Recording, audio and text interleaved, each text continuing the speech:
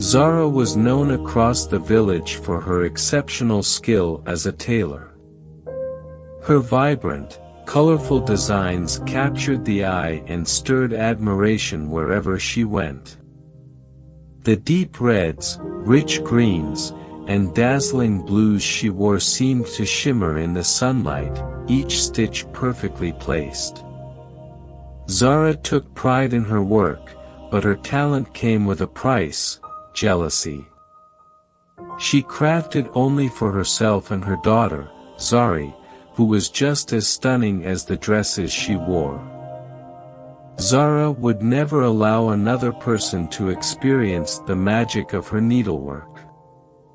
When she paraded through the bustling village market in one of her dresses, her chin held high, her sharp eyes darted around, watching the women and children gaze at her in awe.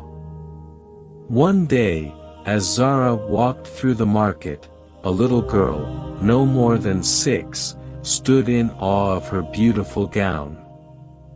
The child, unable to resist the allure of the vibrant fabric, reached out with innocent curiosity, wanting to touch it. But before her fingers could even graze the hem, Zara noticed and pulled her dress away sharply, casting the child a scornful glance that sent her scurrying away in fear. Zara never allowed anyone, especially children, to touch her dresses. Her eyes, filled with disdain, warned the villagers to keep their distance. At church, it was no different. Zara and Zari would arrive draped in vibrant colors, their dresses catching the morning light that streamed through the windows. But Zara's eyes never softened. If anyone, even the elderly, brushed against her dress as they passed by, she would scowl, stepping aside to ensure her designs remained untouched. The villagers whispered among themselves, some in admiration, others in dismay. Zara didn't care, her dresses were hers alone, and she would not let anyone else experience their beauty. Then came the day Tiffah, a simple and kind-hearted girl, approached Zara with a request. Tiffah was preparing for her wedding, and though she knew she could never afford Zara's work, she hoped to at least ask. "Please, Zara," Tiffah said, "could you make me a wedding dress? I will pay what I can." Her voice trembled with hope. Zara's eyes narrowed as she looked Tiffah up and down. Her jealousy flared like a flame inside her chest. Tiffah's wedding was only weeks before her daughter Zari's, and the mere thought of another girl in the village outshining her daughter was unbearable. Without hesitation, she snapped, "No. I have no time for your dress. Find someone else." Tiffah's heart sank, but she left quietly, her spirit undeterred. She sought out a wandering seamstress, a woman passing through the village, who offered to make her a dress. The seamstress was not famous, nor did she have the finest fabrics, but her hands moved with kindness and care. In time, she created a simple yet breathtaking gown for Tiffah's special day.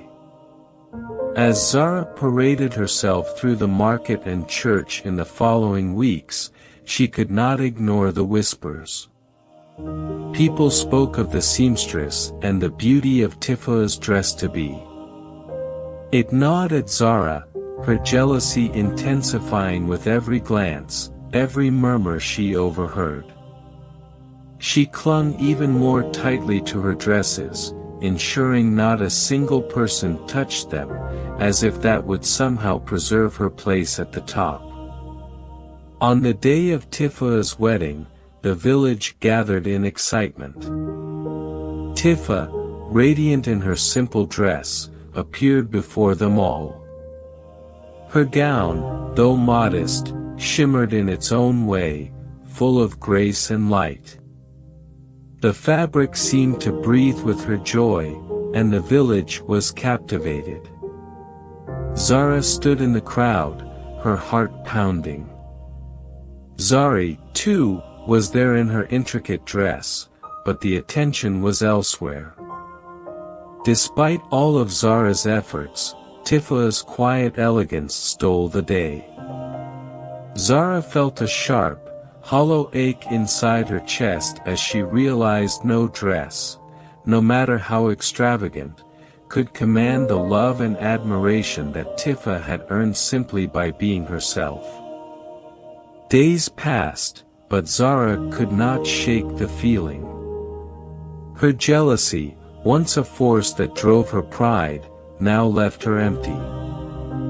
She continued to walk through the market, continued to attend church, her vibrant dresses swirling around her.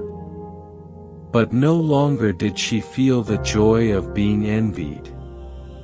The scornful glances she gave others now seemed to echo back at her, a reflection of the very jealousy she had tried to hide.